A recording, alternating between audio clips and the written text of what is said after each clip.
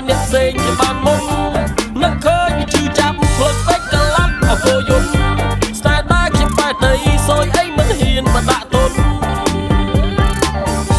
នៅហើយឆ្នាំមុនរៀងសែឆ្នាំនេះឲ្យហេតុមានសងខឹមឬថានាងទឹកភ្នែកគេធ្វើបាបចិត្តឲ្យនាងយំស្នេហានេះបែកបាក់អីយ៉ានេះហើយអាកាសខ្ញុំទុកឲ្យមកថ្នមថ្នាក់បើឲ្យពាក់មានទៀតដុំ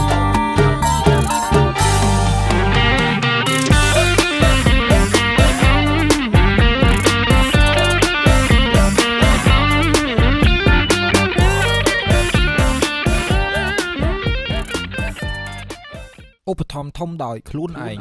សម្រាប់បងពូអ៊ំដែលចង់ធ្វើចម្រៀង original ឬក៏ cover ភ្លេងថ្មីអាច contact មកខ្ញុំបាទជាងសំឡេងតាមរយៈ QR Telegram មួយនេះបាទសូមអរគុណ